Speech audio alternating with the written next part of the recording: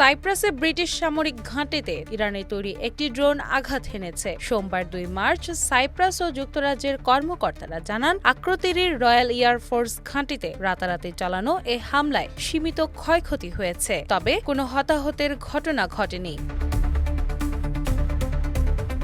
সাইপ্রাসের president নিকোস ক্রিস্টোডোলিডেস জানান, শাহেদ ধরনের একটি মনুষ্যবিহীন বিমান রাত ১২টা ৩ মিনিটে সামরিক স্থাপনায় আঘাত হানে। এতে রানওয়ের একটি অংশ ক্ষতিগ্রস্ত হয়। ইরানের তৈরি শাহেদ ড্রোনটি কোথা থেকে উৎক্ষেপণ করা হয়েছিল তা তাৎক্ষণিকভাবে নিশ্চিত করা যায়নি। নাম প্রকাশে অনিচ্ছুক দুটি সূত্র রয়টার্সকে জানিয়েছে, আরও একটি ড্রোন প্রতিহত করা হয়েছিল। পরে একটি সূত্র বলেছে সেটি একটিই ড্রোন ছিল।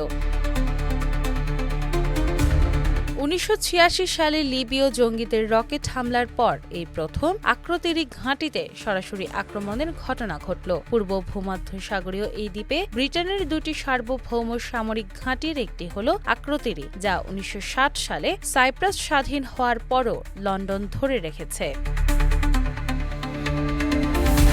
সাম্প্রতিক সপ্তাহগুলোতে ইরানকে ঘিরে উত্তেজনা বাড়ার প্রেক্ষাপটে ব্রিটেন অতিরিক্ত বিমান সম্পদ আক্রতিরিতে স্থানান্তর করেছিল। যদিও লন্ডন শুরুতে জানিয়েছিল ঘাঁটিটি সরাসরি হামলায় ব্যবহৃত হবে না, তবে রোববার ব্রিটিশ প্রধানমন্ত্রী কিয়ার স্টারমার বলেন, ইরানি ক্ষেপণাস্ত্রের বিরুদ্ধে প্রতিরক্ষামূলক পদক্ষেপে যুক্তরাষ্ট্রের অনুরোধ গ্রহণ করা হয়েছে। অন্যদিকে ব্রিটিশ পররাষ্ট্রমন্ত্রী ইভেট কুপার দাবি করেন, আক্রতিরিতে সরাসরি প্রবেশের জন্য যুক্তরাষ্ট্র কোনো অনুরোধ জানায়নি।